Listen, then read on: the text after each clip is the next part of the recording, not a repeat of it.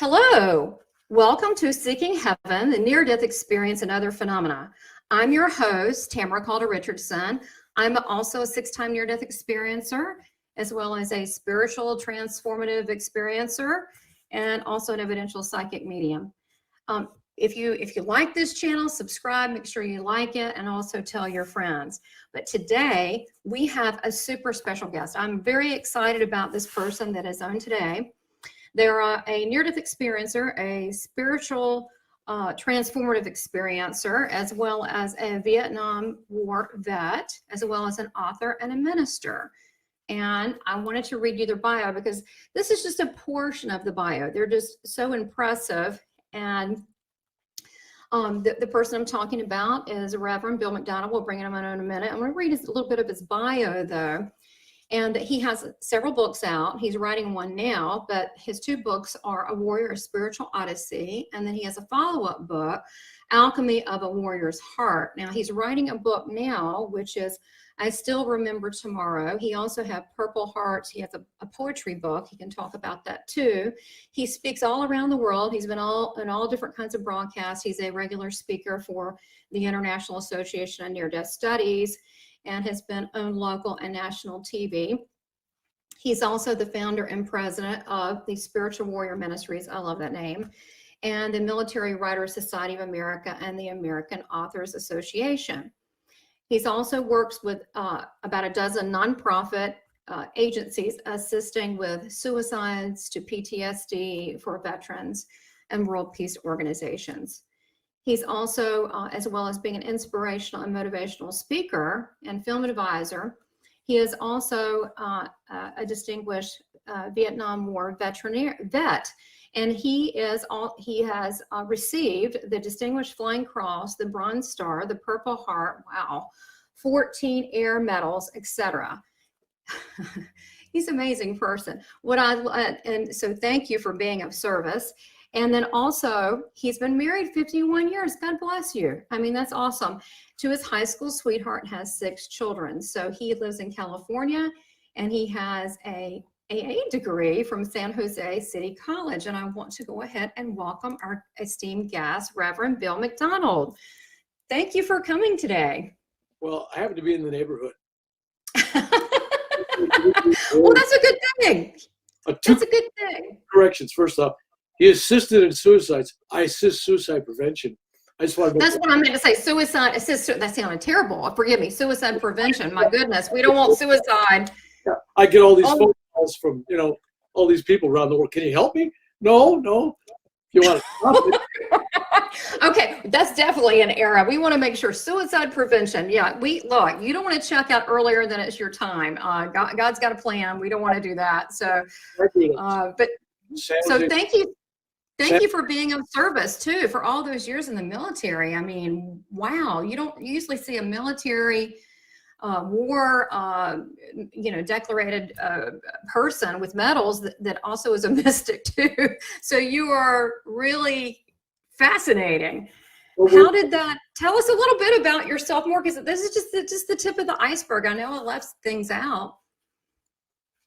So let me ask you, did you, in your NDE, did you have a life review? And how did that affect you? Mine's okay. Let's talk about my first. Since this show is near-death experiences and other phenomena, let's go that. I'll give you that. Sure. It is your show.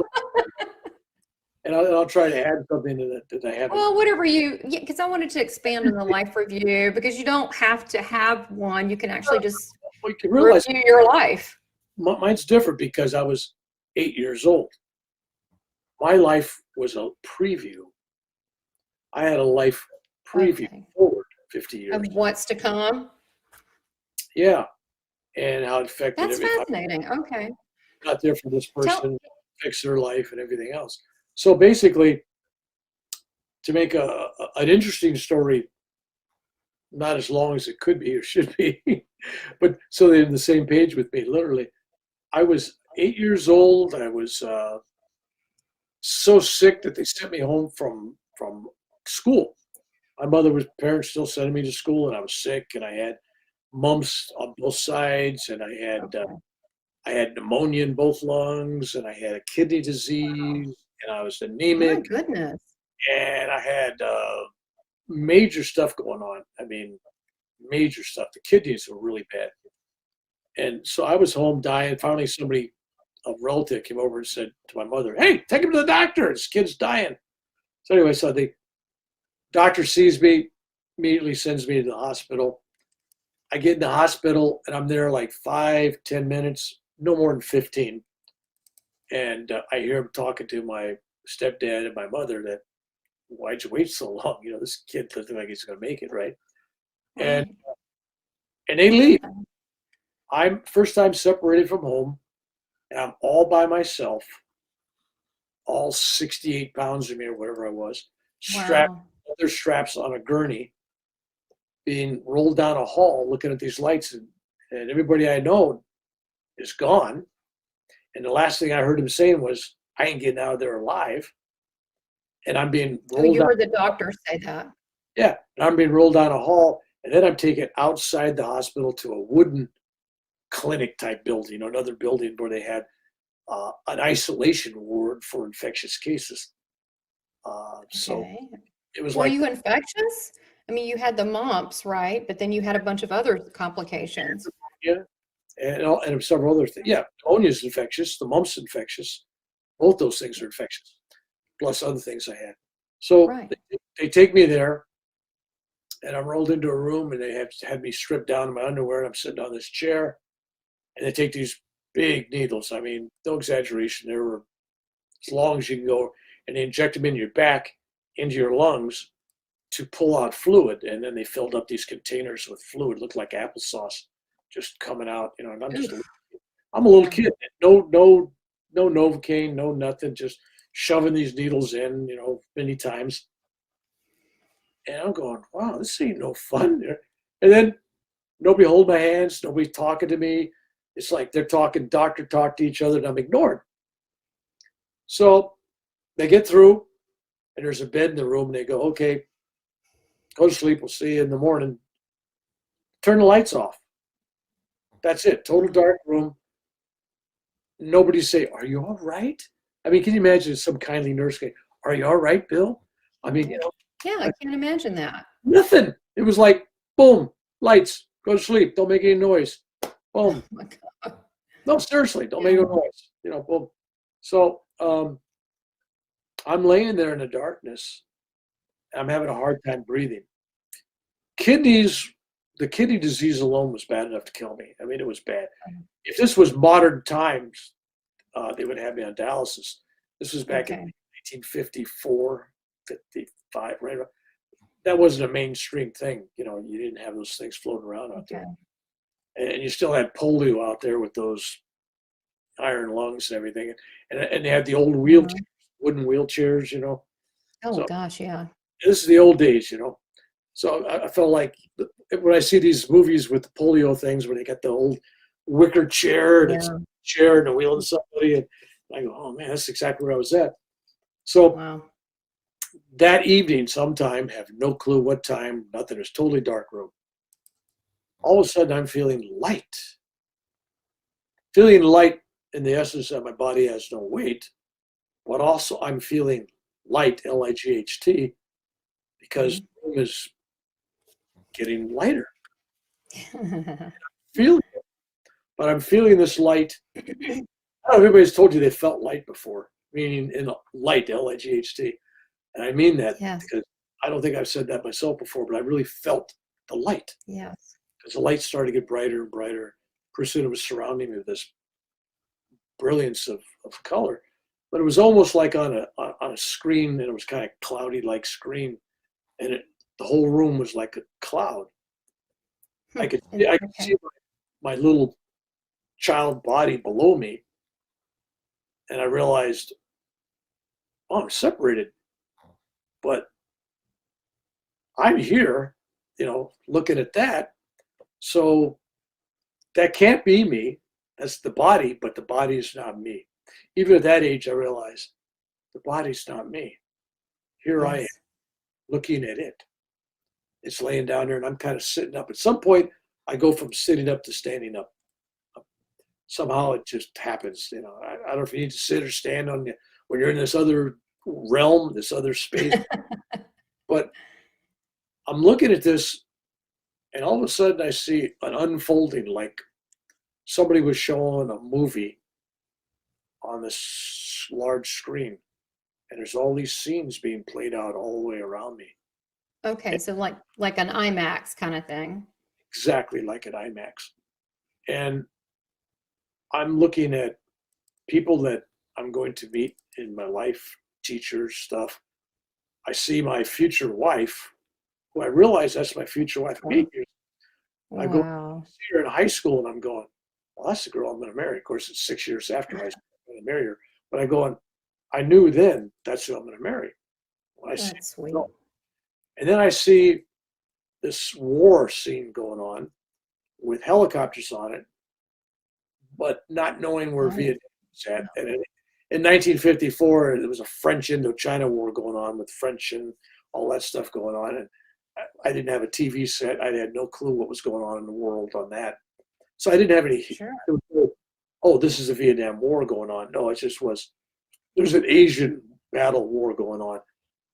But when I looked at it more, You had no clue. I saw myself sitting on those helicopters. I saw myself being shot up, shot down, blown up. I seen myself doing things and being places. But ultimately, while I'm watching myself watch myself, I also know that when I'm on those battlefields, there's other watchers, that I'm not alone.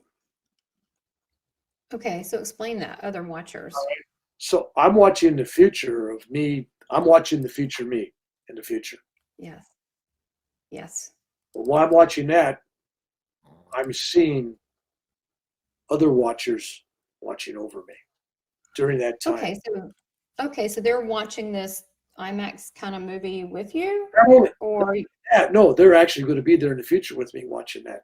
It's not like they're got it. the whole show. Okay, They are there with me when I experience all these things. I And got it. You're never alone. they will be with me the whole time, because everything I'm seeing in this motion picture of Vietnam, they're there. Nobody else is seeing them, but I'm seeing them, and I'm experiencing this as an 8-year-old. And there I am in the future as a 20-year-old, 21-year-old. And that was interesting. So it was this whole thing. And then there was where I was going to move, where I was going to work, my children. Future, You saw that too? all that. I saw 50 years unfold. 50 years in my life unfold. I don't know if it was 10 minutes, 20 minutes, or the whole entire night. You know, when you have these experiences, time is timeless. You have no clue. There is no, the actual You Earth. didn't know. Earth time might have been whatever it was, but in the time to review this, it was a long time. There was no sense of time. So I'm looking at all these things, the houses I would have, the jobs I would have, all this. And while that was going on, there was two numbers that were tossing through the scenes. There was a 29, and then it would flip over to a 59. 29, 59. You know, when you take a 2, flip it over, it looks kind of like a 5. So it was kind of doing that. And so at the time, I'm thinking, 29, 59. Am I going to die at 29 or something? What's going on at 29? So they're showing these numbers are significant somehow. You don't know how. Not at that time. I have no clue. So, but when I get out of the hospital a year later, now realize I was in the hospital for almost a full year. I missed almost all the third. Crazy. So you just never could get well. You were just, it's a whole year, or were you in and out? And I went there the whole time. back to the hospital once, twice, sometimes 4 times a month for a full day for checkup. So I missed at least a day a week of school for the next 6 years. Kidney disease I had was supposed to be uncurable. That was supposed to have been bad thing. Oh, regress. Okay. Sure. Most of the time I was by myself in a room, but once in a while there'd be another kid in there. Once in a while. Had no toys, no TV, no radio, no record player, no books, no magazines, no coloring books. Visitors, 15 minutes on Sunday. That was it. I couldn't see my brothers. Wow. They had to stay outside. So that was it. See him, boom, that was gone. So from somebody who had never been away from home before, I had to discover within myself that what I call the inner monk. That's where Okay. the inner monk grew from all that adversity and loneliness. I discovered the inner world of love and togetherness and connection with the universe. And I'd make up my own methods of meditation and stuff. And I was doing things that I learned now. When I went to one of my trips to India, I learned a technique from this guy, a Tibetan monk at a refugee camp. He didn't speak English. I didn't speak his language. And I watched him doing this stuff. And I told my friend, I said, I'd like to learn that. And I'm about 100 feet away. And he looks at me and he goes, so I come over there. He stands me up, holds my hand. He does this, he does that, he does that, and he explains this thing. And he explains with no words how when you breathe in, you're breathing in energy and light. That's what I picked up from energy and light in your navel, and you bring it up through your chakras, and it's exiting your head. I mean, it was, and then he gave me these breathing techniques, and I go, I was doing that in the hospital at 8 years old. Fantastic. Right. Yeah. So that's, like you knew. it's just a little way station, a little detour there for you.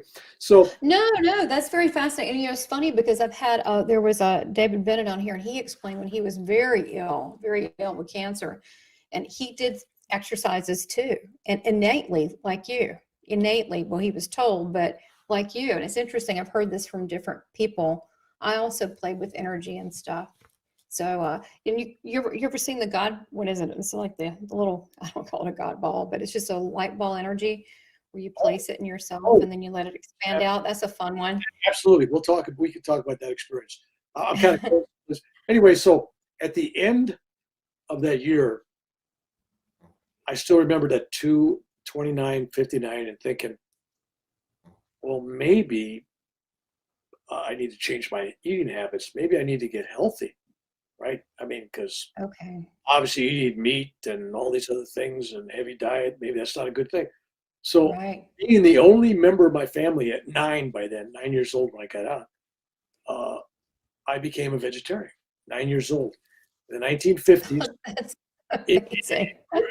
And I never met another vegetarian the whole time I was in school. There wasn't another one. I didn't meet any. Yeah, you didn't hear about that. No special food in a restaurant, no special pizzas. There was no vegetarian pizzas. There was no, so I was on my own. Right? What'd you do? And my mom did anything special. I did eat eggs and I ate a few things, but it was like, it was hard. But I took a vow at 9 years old. No alcohol, no drugs, no salt, no sugar, no meat, no red meat, none of that stuff, pork, all that stuff, gone. And I started meditating and all that stuff. And so I spent, I don't know, 60 years or something, pretty much being a vegetarian. So I changed my life. So I thought, well, maybe that will change this 29. All right, so let's fast forward to near-death experience number 2, because you seemed interested in India. And this is why I was this 8-9-year-old in the hospital. I was interested in the autobiography of a yogi, and I finally got a copy of it when I got home. And I was still not going to school for a while. I was home and I had the book. And I read the book, 9 years old. It's not an easy book to read for a 9-year-old. I don't know if you ever read it. No. It's pretty heavy. Parts of it. We've got it here. Yeah, it's a heavy book. So, and in the book, there was a story about this great avatar, Babaji, who comes to one of his disciples, appears in this mountain cave, and brings the meditation technique that had been lost from centuries called Kriya Yoga back. And he reintroduced it with his disciple. And in this cave where he did that was a special place where these miracles and stuff happened and everything. And I vowed at 9 years old, I'm going to go to India. I'm going to find that cave. I'm going to go there and meditate, right? I mean, that was like my thing. That was my bucket list at night. You were an intense little kid. I was meditating. I was a vegetarian. I actually had you can find this hard to believe, but maybe you won't see all this stuff up on the wall. We had a folk singing group in high school. So I was into folk singing. We had our own folk group, the Midnight Three. And we sang all over the San Francisco Bay Area and up in Santa Rosa, Russian River, Santa Cruz. I bet that was fun. Jose. There was three things going on in the Bay Area. There was the older group, and the older group was going with the Kingston Trio and Peter, Paul, and Mary. They were playing in San Francisco at the Hungry Eye and places like that, right? Do you know I have a cousin who's the second cousin in the Kingston Trio? Yeah, Kingston Trio, great group. All right, and then there was a group of college kids, the Smothers Brothers. They were at San Jose State, and they were playing college campuses in the area. So there was the Kingston Trio going with Peter, Paul, and Mary, just the new people coming to the town. And then there was that. So that was like the hot stuff in the Bay Area. All right. Now for the high school people, there was the Midnight Three. We weren't making the big money. In fact, we worked very cheaply. We'd go someplace, we'd be hired 30 or something, or school. And if we got gas money and pizza money and got introduced to some babes, we were happy, right? This is good, right? Feed me, put some gas in my car. Let me meet some. At Hanley High School up in Sebastopol, and we'd sing over in Santa Cruz and Sunnyvale High and all these different places. All right, so that was the big thing, right? Folk singing. So anyway, yeah, you see I was an odd creature. All right, so let's go. So now I decide at 58 and a half years old, because I didn't die at 29 for whatever reason. I'm thinking, okay, maybe I took care of myself. But now it's 50, it's almost 59, right? Okay. And so I'm in India and I'm looking for somebody to hire somebody to help find this cave, and nobody knows where it's at. We're there for 2.5, 3 months, but we find the cave. We go get permission from the army that's in charge of this place, and you have to go there, and we didn't have a guide, and we got lost. And I went to the cave, and I had a heart attack in the cave. I was not feeling good, but I brought a list with me. I had a bunch of papers with names typed on it, 4 pages, number 10 Aditya, not much space, single space. And I put a name down of everybody in my life that I've had an interaction with. Friends, family, enemies, old sergeants in the army, people that fought me in Vietnam. I remember the face. I just put down the face and whatever it was. A date. If I saw some homeless person someplace, I figured God would sort them out. He'd know what I was praying for, right? The homeless guy, in second, I knew who it was. God knows who it was. I don't have to have the name. So I had all these people typed, and I took that list with me inside my vest as I traveled India on my first trip. And every time I went to a holy spot, along the Ganges or the Himalayan mountains or Babaji's cave, I'd take it out and I'd mentally read it all. And I'd ask for Babaji to bless all the names on the list, because these people were never going to make it there. And I wanted them to feel what I was feeling, because I was getting such great bliss. I was going to all these great holy spots. It was just, and then I went and I bought, when I was in the desert of India in Richardson, I went to this little town and I bought like 75 or 100 prayer beads, right? And everywhere I went, I dunked those in all the sacred spots of the rivers, all the sacred rivers, and took them in. When I came home, all my friends got these blessed prayer beads. That's great. It only cost me about $1 each, right? What a cheap gift, right? But they were all, sacred. They were all blessed in the Ganges River, sacred spots, right? Right. A couple holy men bless them. So anyway, so now I'm leaving the cave, and I'm feeling really high, but I'm having a seizure, epilepsy seizure. I'm getting and I'm having my heart like pounding out of my chest. You could see my heart. Boom. I mean, my shirt was moving. So I know I'm in trouble. So we're walking back, And we're standing on this cliff, and my buddy's behind, just two of us. My buddy's behind me, and I'm getting dizzy, and it's 30-foot drop. And I blank out. And I fall 30 feet off this Himalayan mountain cliff. And thank God it wasn't straight down. It had a couple of small 1-foot ledges, down about 10, 12 feet. So I momentarily bounced, and then boom, bounced about 10 feet later. Then I end up on this. This is crazy. Yeah, about the size of a Volkswagen Bug, the old ones. I'm laying on this rock, and my heart's going boom, and just pain. Like it feels like somebody has a rusty steak knife, serrated steak knife, not even, and just kind of going like this to my heart, right?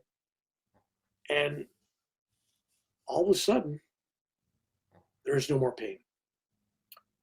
There is no more heartbeat. There's no pulse. I'm not breathing.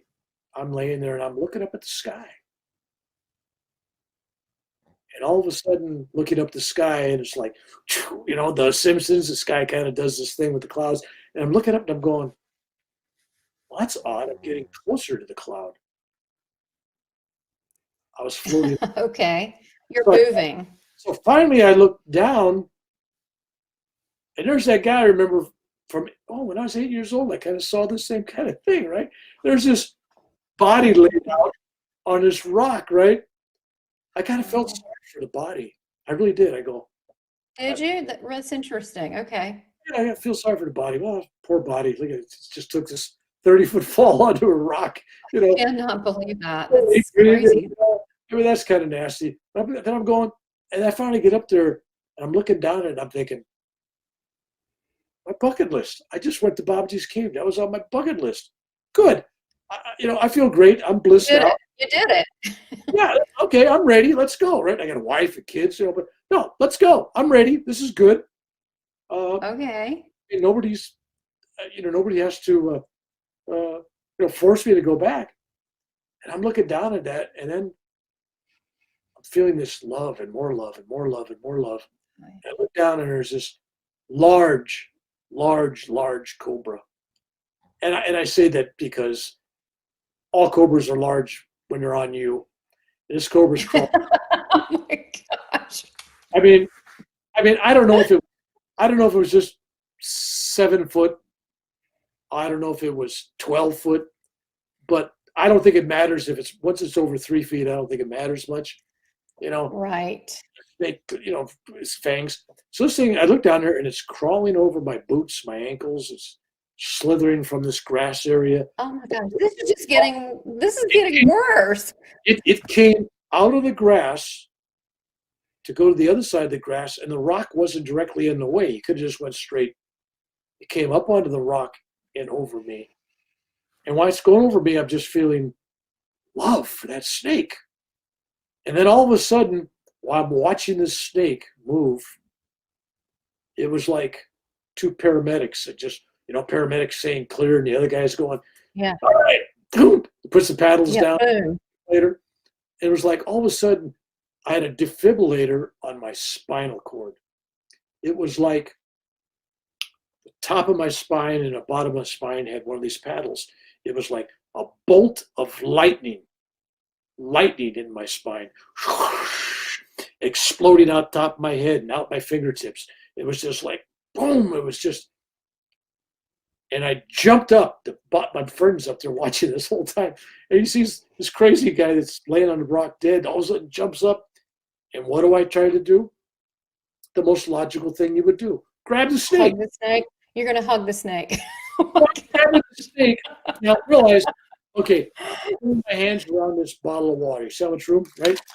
Yeah. Now, I'm doing this, and I can't get my hands around the body of the snake. That's how big it is. I can't get my hands around it. So it's like on two sides. Oh, boy. Whatever that comes, I don't know, I get it even there. Whatever that comes out, I have no clue how big that is, but it was heavy. Darn big. Slipping through my hands. And my friend's yelling, "What are you doing? You make it mad." I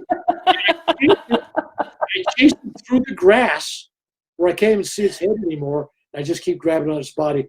And finally it goes there's a little tiny waterfall 7, 8, 9 feet at the most, but just a trickle of water coming down it. Wasn't a big monster waterfall. Little tiny creek. And it crawls behind the waterfall, a little cubby hole. And I'm thinking of reaching in and grabbing it, of course. And then I just sit there and I'm just, wow. I was just feeling love. It was overwhelming curtain of love. It was like he just threw a curtain over me, you know? And it was like, and I said this when I described my experiences, both my near-death experiences, before I used this term. I didn't on my first one, I didn't on this one today. But basically, when I was having that experience, I was feeling such great love. But it was even greater when I was standing there, you know, looking at the snake. And I've used this term over and over again, both for the near-death experience itself and the after-death experience. But like, you know, my mother's Italian mother, right? You know, hey, your mother loves you, they pinches your cheeks, they give you a hug, you know, great. But it was like I had 1,215,065,010 mothers, Italian mothers and grandmothers. They have to be Italian, right? And all of them are hugging you, pinching your cheek, right? That was the kind of love that it's like, right? And I'm standing there having had that experience when I was looking down at my body, but now it's a softer, more gentle, loving energy. But it's love. Greater and different. It was Wow. purified. It was less emotions. Like I described it was like a mother, so it was like a little more emotional. This one was like divine energy. It was like my kundalini was like on fire. It was like, Right. it felt like, you know, those fireworks sparklers, Yes. you light them. That's Yes. what I was visualizing in my mind, feeling my spine. Felt like sparklers going off. Like my spine Like was, electricity. yeah. I don't know how long I stood there staring at my friend. Thought I was nuts. Finally, we got out of there. And long story short, I survived. Of course, you know, being a guy, that happened in November of 2004, and I didn't go to the doctor for my heart until February, first week of February of 2005. Months later, right? Oh, when I first came, you know, I said, hey, look, I ain't dying now. Why did I got to go to a doctor, right? Yeah, I was just brought back with this god bolt of electricity and just hugged a cobra. I'm cool. Like, I have never heard that. The cobra's like, please, thanks for the love. I need to go on my way. This guy's crazy. I didn't know about all these yoga things that are connected with the cobra, the meaning of it. The kundalini energy is the spine. Isn't that a yeah, it's this, yeah, this spine, but also it's we just had an Egyptian expert on. It also means eternal life. The cobra means high priestess, could be like a reverend, eternal life. But in yoga, it's the symbol for the kundalini energy in the spine. And well, look at Lord Shiva. Lord Shiva has a wow. wrapped around the neck and, you know, the fangs out. All right, so I end up going about right around Christmas time. I go to the hospital because I have some problems. I don't know if you can see the scar still, but there's a scar here. I had a cancerous tumor in my spiritual eye. I mean, right where the spiritual eye's at. Wow. I go to looking for the guru experience on a mountaintop and spiritual blessings. And I come home needing surgery to remove cancer from my spiritual eye. I mean, how symbolic can you get, right? So I mean, I go there to the doctor. We got to cut this out. There's a big tumor in there. And I said, do it, man. I'm all happy. She said, you're nuts, right? And I said, no. This is what we need to do. So it was like 9 stitches. It comes out. So I got this operation on my spiritual eye, which is just so, I thought it was cool at the time. I still haven't got the doctor for the heart. I'm there getting surgery, and I could tell the doctor, you know, I had a heart attack. I didn't say nothing. And she should have known she was doing an operation, right? Yeah. But so February, remember this happened in November before Thanksgiving. after collapsing in my garage about 3 times and collapsing and have a heart attack in my front room, I found out one day I was having a real bad, I knew I was having a heart attack. Now, you don't know me, but my wife would attest to this and others. I could be having a heart attack right this moment and giving. And you'll continue on. In fact, I gave a talk to 500 veterans in Placerville, California on Veterans Memorial Day a number of years ago, and was actually experiencing a heart attack that I ended up going to surgery the next morning for. But I gave 30 minutes after the heart attack I finished, and I was still going on, and I drove myself 50 miles home and then drove myself to the doctor. But that's another whole story. So people don't know. It's like I told jokes, I told inspirational stories, I counseled people, and then I went home. All right. So I tell my wife, I'm not feeling so good. Not feeling so good. My heart is like killing me, right? I get in my truck. I drive 7 miles from Elk Grove, California to Sacramento, South Sacramento, go to Kaiser. I go to ER. Now, they won't let me park unless you come in an ambulance to go in that way. So I have to go in the front door and I have to find a parking spot in a regular parking lot. And if you've been to a hospital, you can't get close to ER. It's crazy. So 10 minutes of parking. I finally walk 10 minutes across the parking lot. I come into ER and there's a line of 18 people in line to fill out a form. I'm in line for, 10, 15 minutes. Still having a heart attack. I get there. They ask me one question. What question do you think they asked me? Probably, how long has this been going on? Or when did it start? Question. Have you taken an aspirin? One question only. Do you have health? Okay. Do you have health insurance with us? Oh, that's terrible. Oh my God, instead of taking care of you. If I hadn't belonged to Kaiser, I'd been dead. So oh my gosh. I said, yeah, I got it. Oh, okay. Fill out this paperwork. I didn't get in that line over there. So 4 forms filling it out. And it was a lot of like, what's your insurance card, all that stuff, right? And then it had, then it has a call, it has a little space says, why are you coming in? And I put down, I'm having a heart attack right now. All right. I get another line. It's only about 6, 7, 8 people. Shorter business. I get up the front. The nurse picks up the clipboard, looks at it, looks at me. She goes, it says here you're having a heart attack. And I go, yeah, I'm having a heart attack right now. She goes, I'll be the judge of that. She says, how'd you get here? I said, I drove my pickup. She says, where'd you park? I told her, yeah, okay. How long has this been going on? Oh, about an hour. Yeah, okay. Well, I'll be the judge. So she takes out her stethoscope. It's just ignoring everything else, just going through the motions. Yeah. She puts a stethoscope on there, and pretty soon she's code blue or code black or code whatever it is, right? Yeah. So next thing you know, they're bringing this gurney out to strap me into it. She goes, my God, you're having a heart attack. I said, I told you that. I told you that heart attack. But yeah, but you know, I said, this is the most emotion you get out of me. I mean, this is it, right? I was like this at Nam. I've been like this for everything. It's like, this is it. So then I go up, rushed into the doctor's office, and he's looking at this and that, and they did some MRIs or something. He's looking at the blood vessels and stuff, and without going in to really look inside, he's got to make a guess. He says, I'm guessing that you're at least 90% blocked in many places. Oh man! He says, really? When you put a little thing on your finger, it's like 88 for oxygen. I mean, you're not getting anything, right? You're below 92 is pretty bad, right? Well, so, your breathing must be really good. How you can control it? Well, he said we need to really, operate on you. We need to give you surgery and stuff. And I'm going.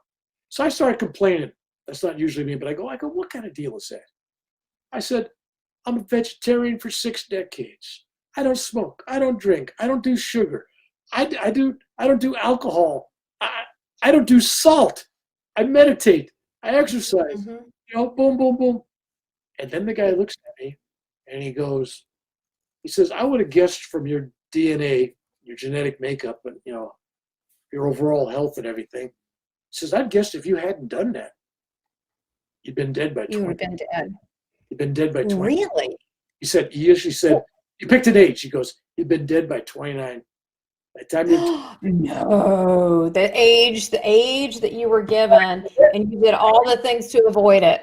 So instead of just focus on that, I'm focusing on the second number. I'm only 35 days or so, or maybe 40 days from my 59th birthday. Okay. And earlier in that year, I found out from high school reunion committee that my buddy, another Irishman, Paul H. O'Brien Jr. and William H. McDonald Jr. Well, we were born the same day, about an hour apart in the same hospital in San Francisco. Oh, wow. Mothers were, mates in the, the bed, and me and him were next to each other in the cribs. But we didn't know that until we were in the fourth grade when we met in Sunnyvale, 40 miles away.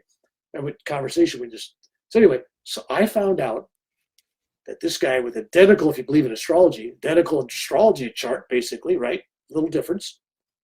Who ate heavy meat, who drank heavily, who did drugs, who smoked, salt, sugar, didn't exercise, all that stuff, right? He died that year. He had died going on 59. Didn't make his 59th birthday. So this doctor's saying, yeah, you're lucky you're going to make it till 59. And I'm going, wow, when's this operation, doc? It's like, oh. Wow. So anyway, I'll give you a spoiler alert. I didn't die. This is not an astral projection. So, wow. Because what I was told started to make sense. I'm going, had I not changed my lifestyle, I would have been dead at 9. At 9 years old, though, you did this at 9. Yeah, and even though I changed, the 59 came up because I still have these genetic things, right? So now, since then, I had astrologers tell me that there's this Saturn returning thing every 29, every 59 years or so, 28 and a half, 59 years. So it's like 29, 59, everybody's Saturn returns to where it was positioned in your birth chart. I didn't know that. What does that mean? What does that mean then? Yeah, so it's a big deal. Okay, great. The moon is in the 7th house and Venus is aligned with Mars. And I don't have hair anymore. So what does that mean, right? So I'm sorry. Yeah, what's that mean? Yeah, come on. So if you really look at that stuff, and I kind of looked it up, read a little bit, and the Saturn kind of symbolizes death and birth. So it's like you change. So at 29, I change. At 59, I start to change. New directions, new way, new path, new dharma, new friends, new stuff. So at 59, what's the next one after that would be? I ain't there yet, but the next one would be another change if you're still alive. It's like, isn't it like every 30 years it happens, or every 29 years? Every 29 years. So about 2 or 3 is about all you have in a life for a normal life. So then I thought, well, at 59, I did have kind of a death. I had this surgery. I went through that whole thing. I had a near-death experience. Basically, at 59, I You hugged the cobra and lived? I thought about it. I go, wait a minute. I actually did die already this year. So then I felt a little bit better. You're like, ooh, it's out of the way. I've met that requirement, right? 29, 59. Check it off. And so that was kind of crazy. So that was my second near-death experience. Now there's a third near-death experience if you really want to hear that. That's in India. Oh, are you kidding? I mean, these your stories, none of them are normal. They're all exciting, and no matter what they are, of course I want to hear it. Okay, so let's do this. Let's set the stage. Let's really do this story justice. Okay. This story deals with my 4th trip to India. The first one was 2004. This one was 2011. Now, what was this one for? Why were you planning this one this time? Do you have a specific reason? Periodically, every year or so, I was going to Okay. and I was staying 3-4 months in an ashram. I didn't want to travel around anymore. I was getting old and tired, and I go, you know what? I'm just going to go to an ashram, and that's it. I'm going to spend 2, 3, 4 months, whatever I can stay there for, of silence and just meditation. And I tell you what, if you ever spent 3 months basically of pretty much mostly silence and meditation, there's no substitute for it. I mean, no television watching the stuff, no newspaper, no, you don't have conversations about worldly stuff. People come in, you don't want to know about the outside world. You not only no internet. I mean, it was great. No internet, no cell phone. It was great. So there was no anxiety level. You're not being keyed in and stuff. Oh my gosh, because you don't hear any of that. So you're in a state of tranquility. Yeah, they couldn't get a hold of me. They had to handle everything themselves because I was in the middle of the jungle. There was like, they're not going to get a hold of me here. So sure. Yeah, so I was going back. It was true rest. Yeah, and there was this guru I was studying under, and he asked me to come back, and he wanted me to introduce him around India and all these big events. Thousands of people coming to Mumbai and Pune and these different places, and I'd be the guy. He wanted me to introduce him, right? Because I'm apparently a storyteller, and I tell all these stories. Oh yeah, oh yes, you are. I was going to give simple introduction, and he goes, "No, why don't you tell your stories? Tell this one, tell it." Anyway, so I'm on the stage, a half hour, and it's crazy. I was supposed to introduce them. Anyway, so I'm going around India, but before I went there, I stopped in Germany, and there's a group of Germans there that I had met at this ashram the previous year. There was a guy named David Schultz, and another guy, trying to remember his name, but there was a couple of guys there. This other guy owned a yoga studio. So when I flew in, I had a layover of a week, and they wanted me to come visit. So I came visit. I stayed with both of them, and then I went one day, and they go, "Well, come on, we got something going on at this the yoga studio." And they had, I don't know, 38, 40 people there, Germans, and they were there. I didn't know why. I didn't ask, and we were all talking, and yeah, it's great. Yeah, I don't speak German, but some of them, spoke English, and I met a bunch of them in India before, so they knew who I was, and they were being really nice and friendly to me. I'm going, that's going on? So it's about 5 minutes to 12, and I finally asked my friend. I said, "What's happening?" "Oh, we have a workshop." "Oh, okay, good. Who's doing the workshop?" And he goes, "Well, you are." You are. I go, "Really?" He says, "Yeah, all these people come out to hear you give a workshop." I said, "Well, how long is the workshop?" And he goes, 8 hours. He says, I said, I don't speak German. I need somebody. My only thing was I need somebody to interpret, right? Right. Okay. So I had 4 minutes by then, 4 minutes to figure out how am I going to do an 8-hour workshop? No plans. But you know me already by now that I don't plan nothing anyway. Knowing 10 weeks would make any difference in what we did. So we interpreted. We did about 6-7 hours. We got down the last hour or so, and I told the interpreter, I said, "I don't want you to interpret anymore." He goes, "What?" He says, "I want you to ask all these people why they think they came today. What was their purpose? Why are they here? How did they get on the spiritual trail? I want them to tell me something about themselves for a couple of minutes." He says, "Well, you don't understand a word they say." And I said, "But I want them to speak in German." "Yes." I said, I'm going to feel it, right? Okay. So I'll go around the room. There's 30-some people. They all tell me their story, including this one woman. And while it's going around the room, I could feel such loving energy with this group. It was like light coming off a bunch of them. I'm watching them, and it's just like they're expanding outside their bodies. It was just really a beautiful thing. It was a beautiful group of people, truly beautiful. I don't know if any of them felt anything, but I'm watching this thinking, "Oh, this is something special." So they get through with the last one, and that's the end of the thing. And the guy goes, "Oh, well, what was all that about?" And I said, "Okay, now see that guy over there? Boom, boom, boom. This one." I went around the room telling the interpreter guy what all these people had said. He said, "Well, how could you do that? You don't understand. You don't even understand what Wiener Schnitzel means." And I go, "No, but I know what Volkswagen means. People's car, right?"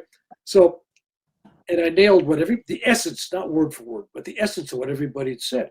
He says, "Yeah, but they missed this 30-some-year-old woman over here. And I said, no, I didn't. Okay. But she came here because she heard I was a healer, and she's got stage 4 cancer. She's going to be dead in 3 months. Oh my She's looking gosh. for healing, and I know she's not going to be 3 months from now. She's not going to be alive. I don't even want to address that. Well, she wants you to talk. I said, no, she's not to be healed today. And That was so, the message you got? No. yeah. And then I was having a heart attack while I was there. Of course, this was happening while I'm having a heart What? attack. Yeah. All this is happening. I'm having a heart attack the whole time. I'm having really bad. But I don't say nothing to nobody. Once in a while, when the interpreter was going, I just kind of massage my chest. If you ever see me kind of do this, that's kind of a call sign that hearts kill me. Okay, well we'll take a break. That's for sure. I take my right hand, a lot of energy and love. And I massage it, and it seems to help for whatever reason, but it's still going on. So I finally get on an airplane. I leave. I go to India, and I'm introducing them to all these different places. And then this one place I introduce them, I collapse. When I'm done introducing them, I'm up in a big stadium, and I collapse, and I'm laying down. The Indians, nobody pays attention to me. All they're just focused on the Indian. I'm up at the top stand. I'm laying down there. People are all standing up around me. I'm dying, and nobody's doing nothing. Nobody sees it. Anyway, and the guru's doing this free teaching, Surya, what he calls Surya, which is getting energy and healing energy from the sun. And then he changes it. And he has everybody that's like, I don't know, 3,000 people. And he goes, I want everybody to visualize the healing energy of the sun going into the heart. And he spends 20 minutes. He's looking at it. What's he doing? And he keeps going. The healing energy is going in the heart. Visualize this going in the heart. And as he's doing that, my heart attack's getting better until pretty soon I'm functioning and everything, right? And then when it was over, he saw me and he goes, he says, you make me work too hard. I said, oh, you knew what happened? He says, I'm tired of saving your life. Come on. So anyway, long story short, the guru's wife goes, Bill had a really bad heart attack. He needs to go to ER. Yeah. Okay. Yeah. Women are. You got to go to ER. So I go to ER and they go, yeah, he should go back. Yeah, that's women. So here's India, right? I go in there. First question they ask me, what's wrong? Oh no, you're not going through the the card again. Oh well, she just asked me about how my heart is. I said, great. So I'm in ER for half a day, doctor, nurse, all that stuff. Total charge, less than $60.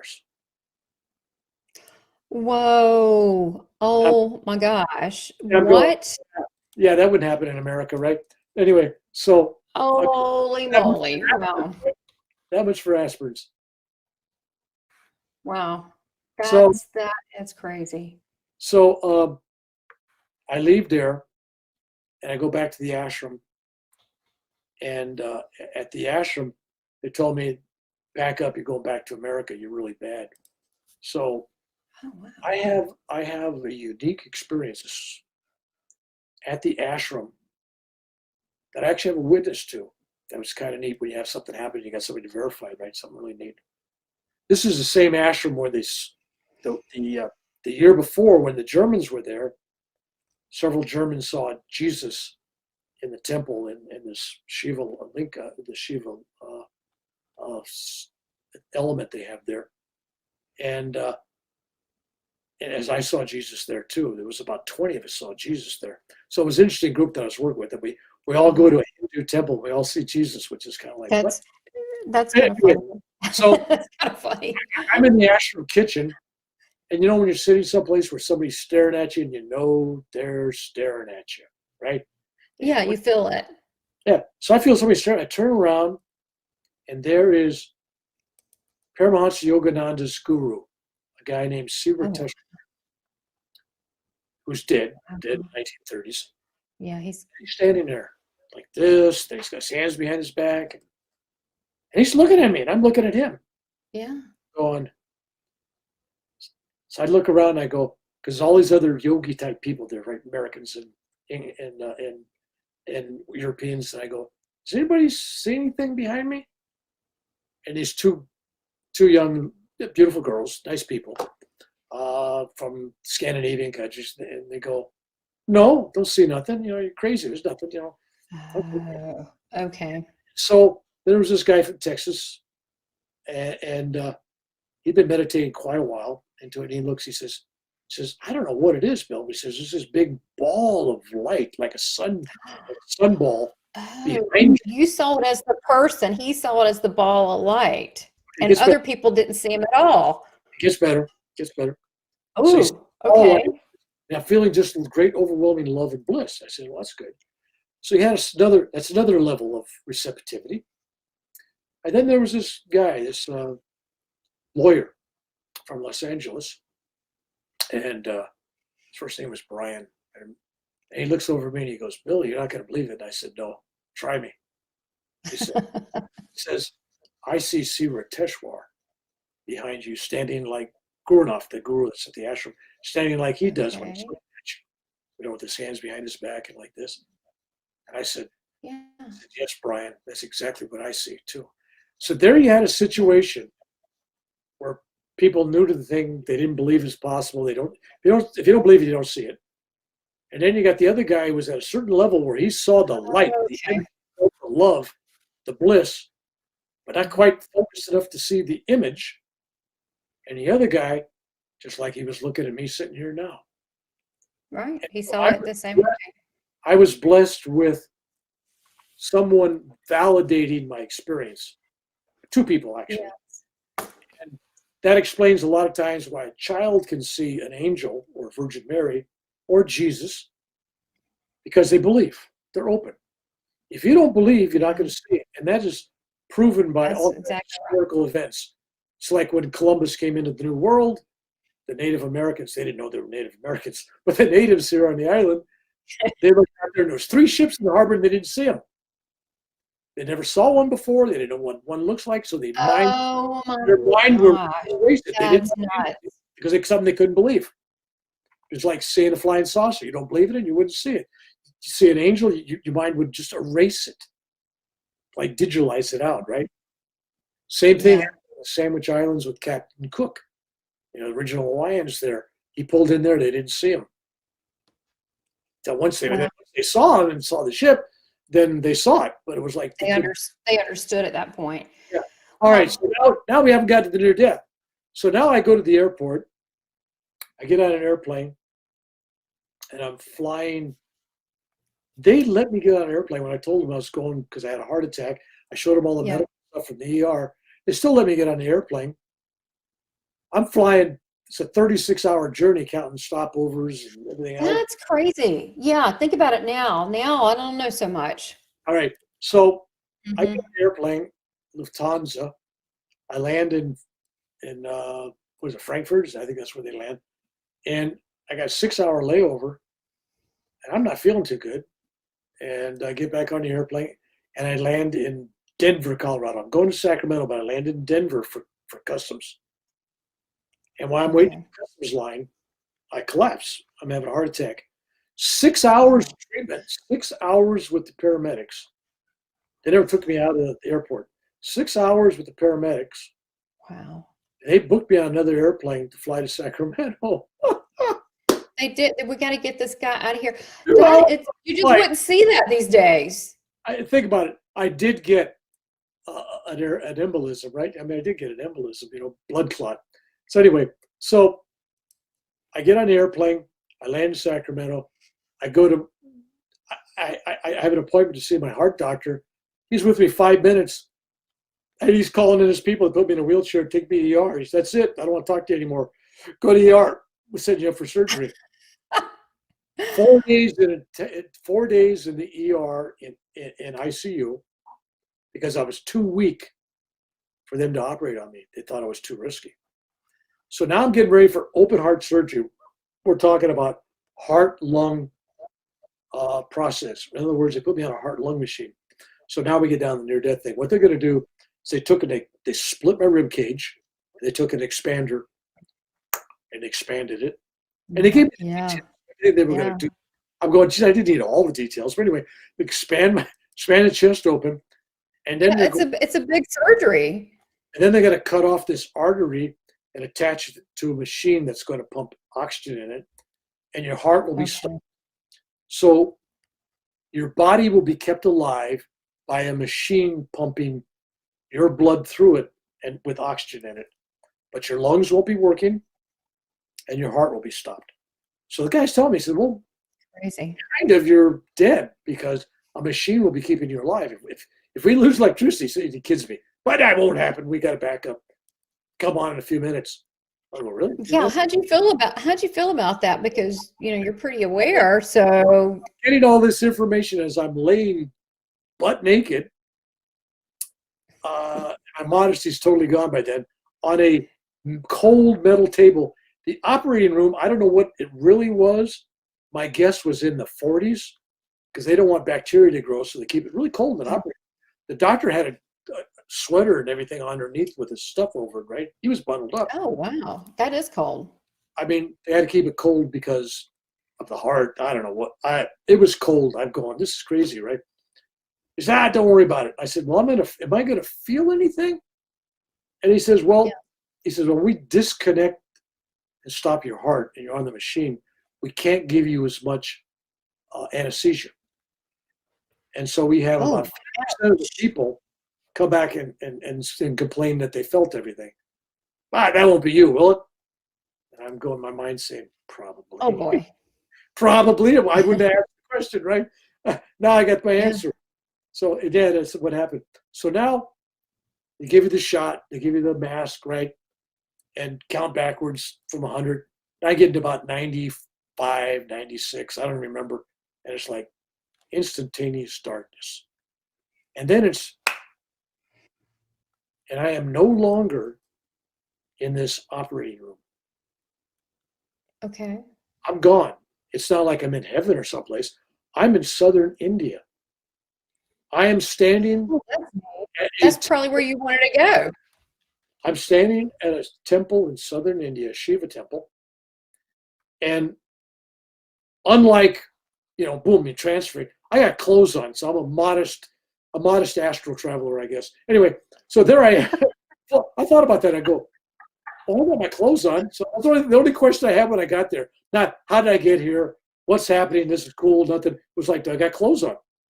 Because there's all kinds of and people are bumping into me, and I'm feeling people, and people see me. I'm a body. I'm not a projection. I'm not a ghost. I'm not. I got it. You abortated.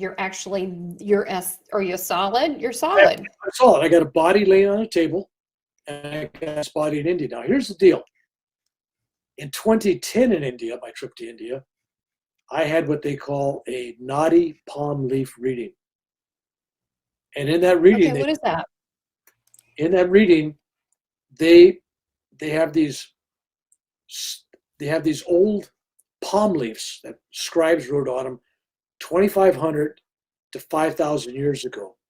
These ancient rishis, what is it, 18 rishis or whatever it is, these rishis channeled people coming in the future, and they wrote down all these things that they needed to know at that year and time and place. It said if you have one, it'll be waiting for you, and the right time, the right place. So anyway, I go there, they take your thumbprint, they bring out all these things, and they find this thing, and they tell you the name of your parents, they tell you your birth date, the time. Wow. They tell you how many kids you got, they tell you my wife's name, 40 things. They just go through all these things, boom, boom, boom, and it's like, yes, yes, yes, yes.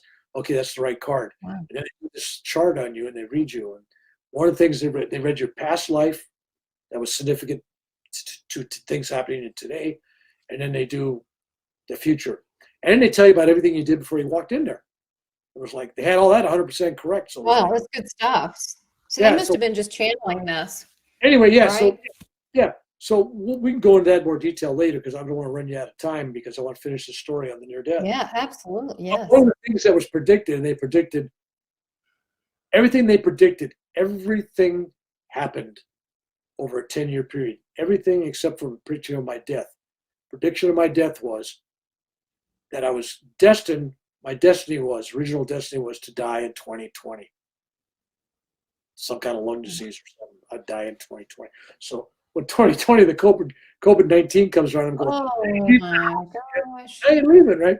So I'm not leaving the house.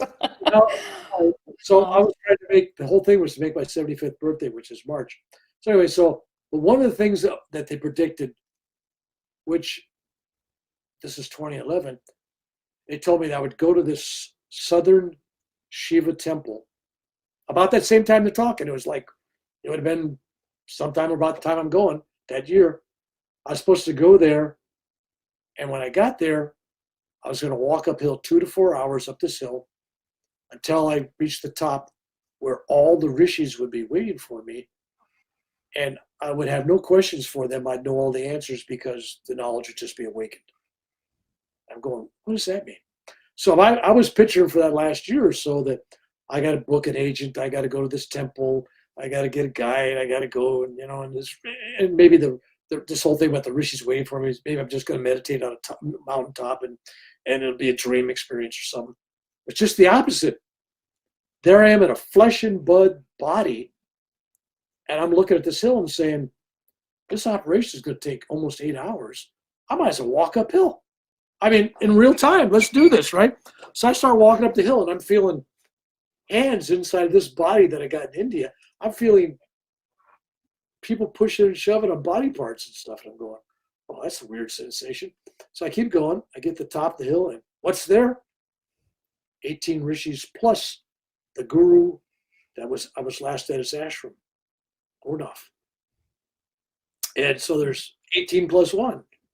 I'm guessing there must have been, I didn't count how many. I'm assuming that there was 18 plus 1. There could have been 18, it could have been 19. I have no clue if the guru was a part of that group or what, but he was there, and they were right. I got there and I going, they're sitting on stumps, logs, rocks. They had a little fire going, a little sacred fire.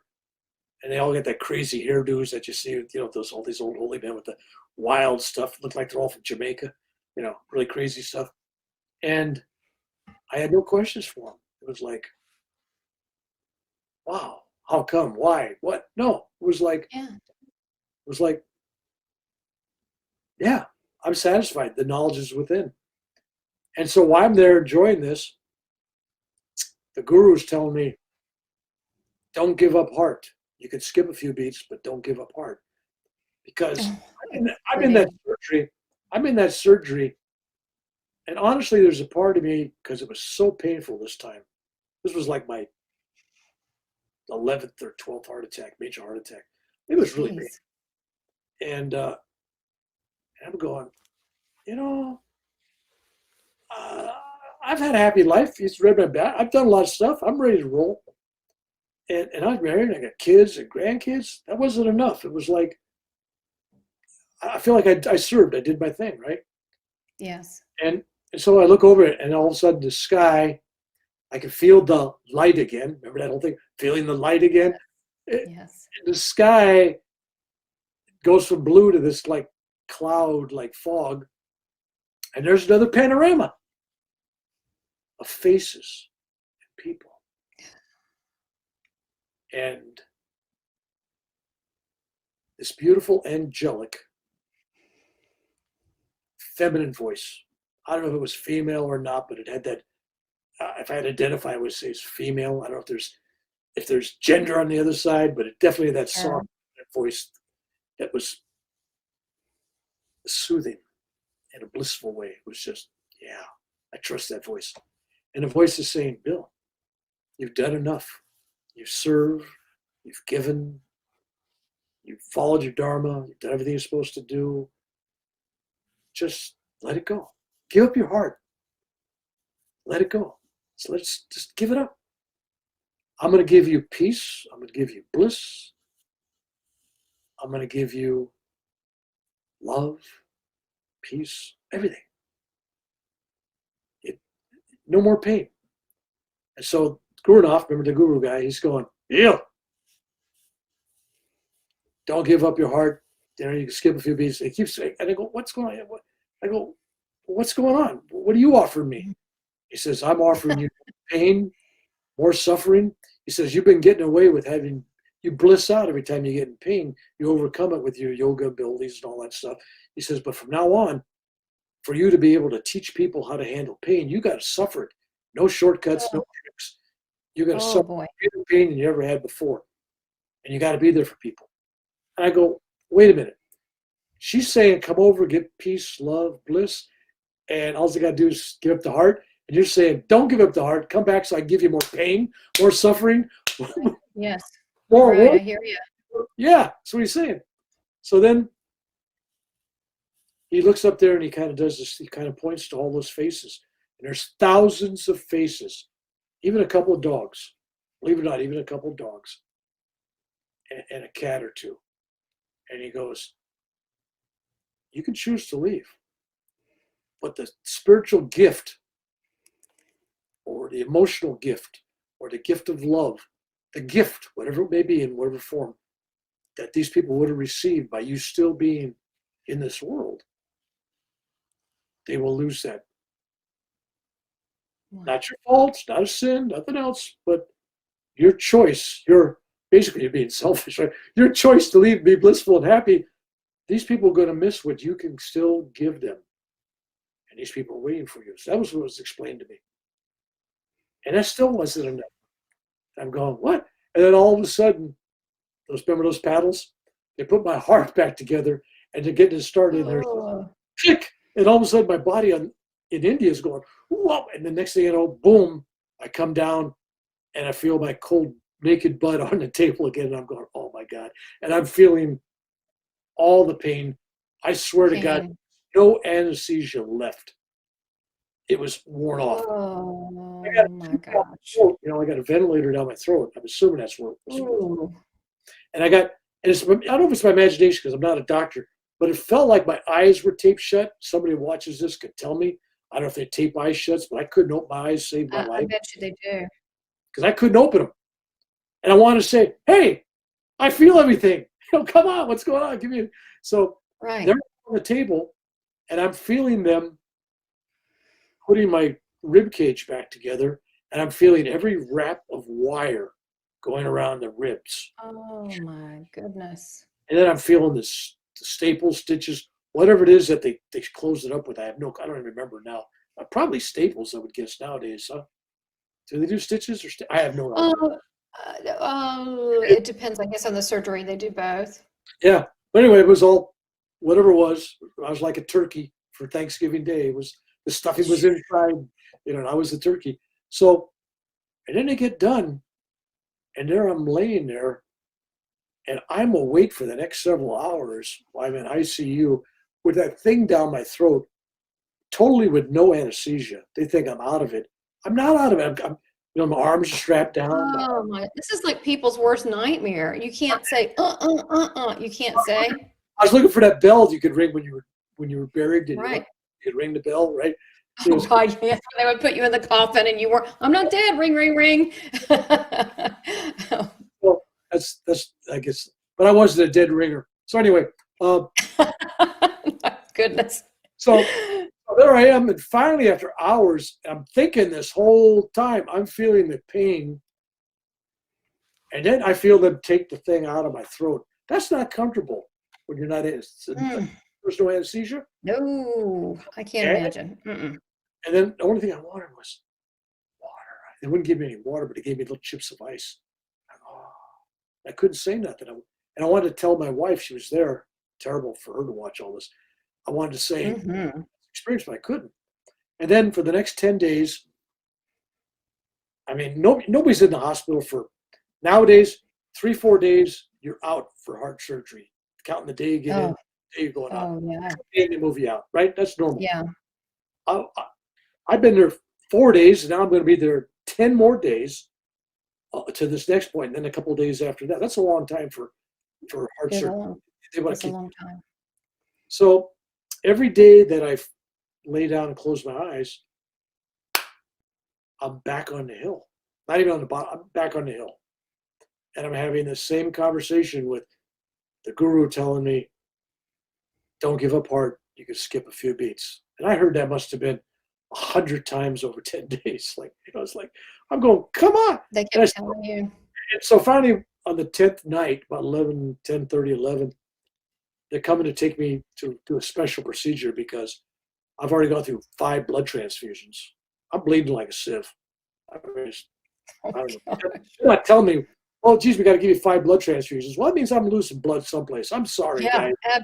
absolutely. You didn't sew something up. Something's going on, right? But nobody Right. tells me nothing. Oh, it's just normal. No, it's not normal to get 5 blood transfusions. So, No. so I'm getting ready to get wheeled out. I'm in a gurney, and the phone at the hospital bed rings.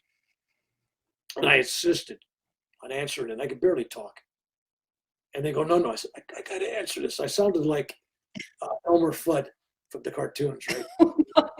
I can't do an imitation. Your descriptions. Wizard Wabbit. Where's that wizzy rabbit? Anyway, so, and the voice on the other on the other end of the phone goes, "This is Gurnoff from India." And I go, "Well, thank you. I know so many Gurnoffs." That narrows it down. I only know one Gurnoff in the whole world. It's like, come on, right? And then the next thing out of his mouth was, "Don't give up heart. You can skip 2 beats, but don't." Oh. And I'm going, "What? What?" He says, "Now, I don't want you to embarrass me." He says, "Because I just told all these people, there's 100 people at the ashram. I just told them that I'm going to heal you. I sent them up to pray for you up at the temple. If you die on your guru, and you make a guru look like a liar." So I'm thinking, there's always added pressure, right? I was ready to go. I mean, honestly, at that point, I was still saying, you know what? I'm not so sure about this. This is a lot. This is a lot to take on. Yeah, it was like, Yeah. So it wasn't helping these people. It wasn't my wife, my children. It was the embarrassment of making a liar out of my guru. Which is kind of like a mom's guilt a little bit, or a dad's guilt, like, hey, now, come on, So he pulled the ultimate trick on me, because apparently he's a good psychologist, because he knew nothing else was going to. He went right straight to that, right? It's like, you want to make me look bad? Go ahead. Oh, cool. Yeah, don't embarrass me, please. I'll be out of the hospital in 75 hours or so, 72 hours. And I went to the doctor after I came back after that night. I go, what do I got to do to get out of here? He said, oh, you got to be able to walk. You got to get the catheter out of you. You got to be able to pee. You got to be able to poop.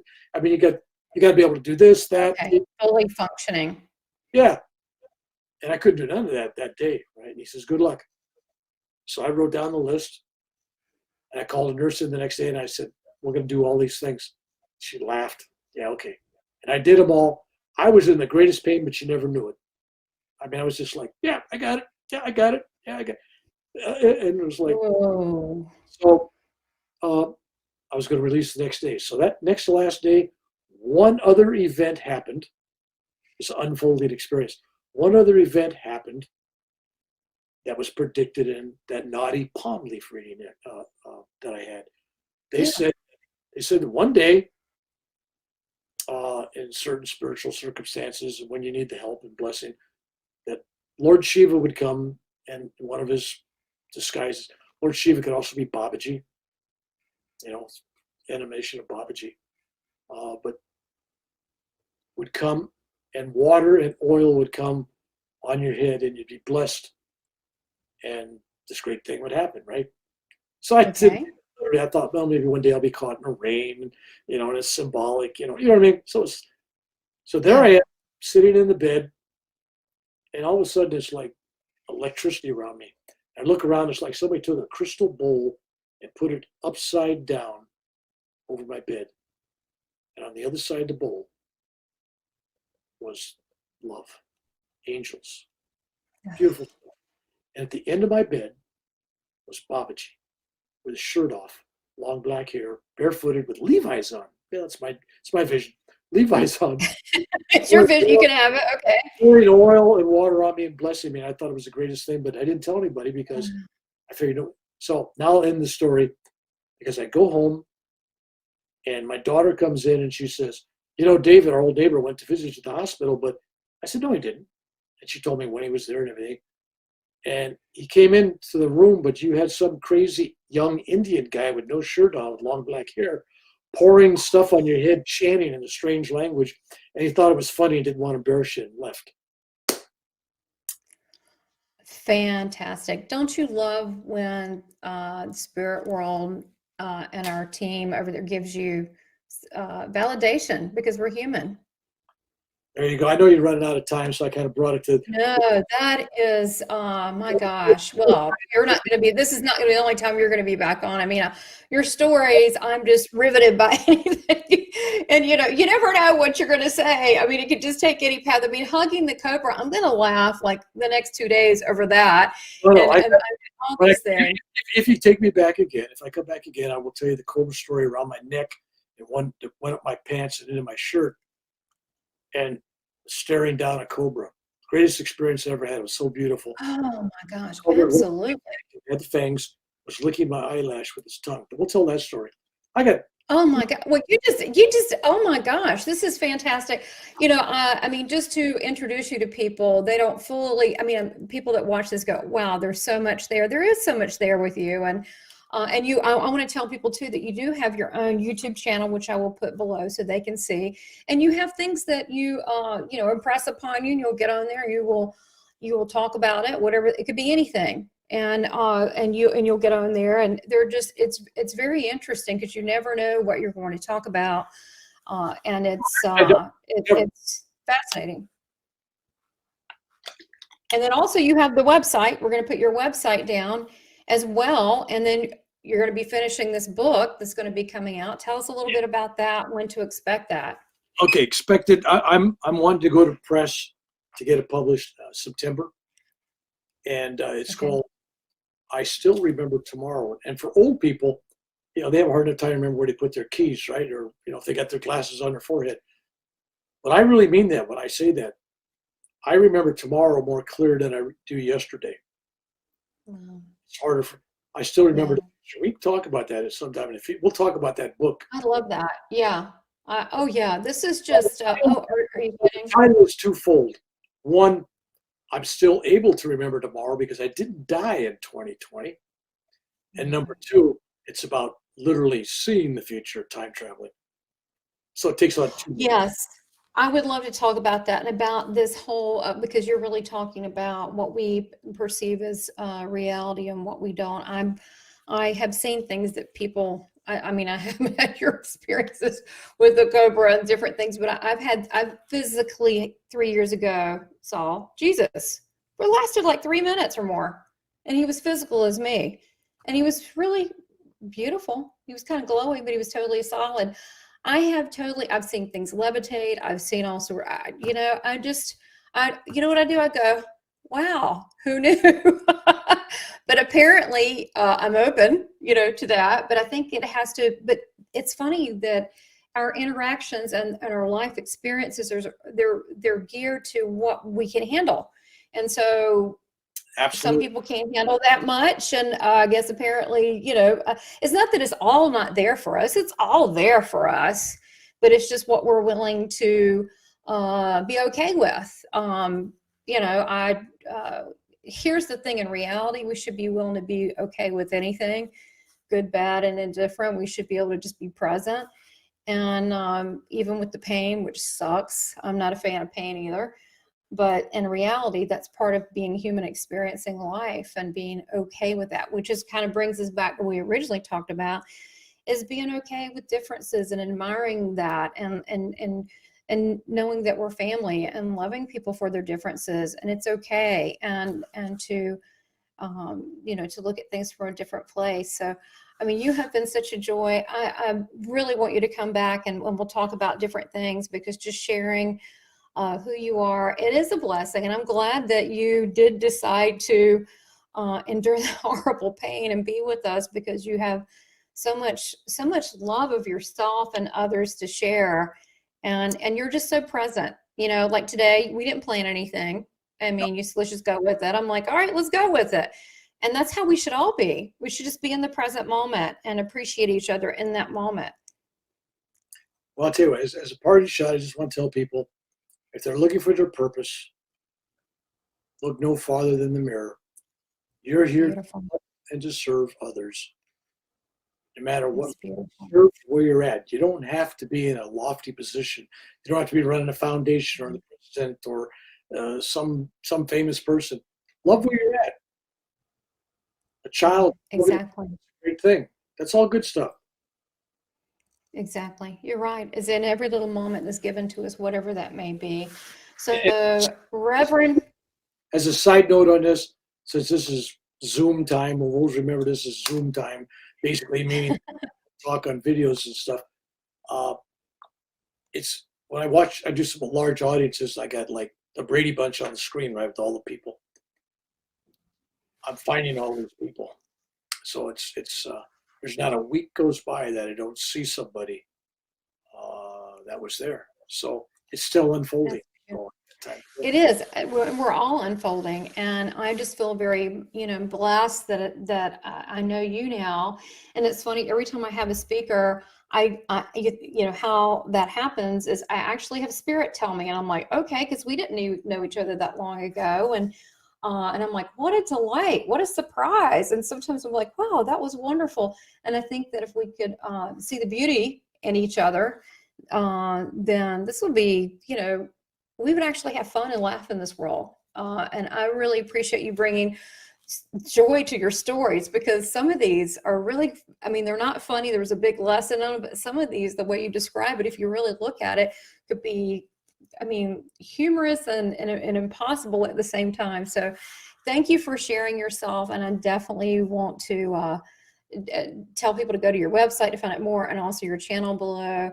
And Reverend Bill McDonald, you are a complete joy and a gift just being in this world. So thank you so much from the bottom of my heart being here. Thank you for having me. God bless. Thank you so much. God bless you.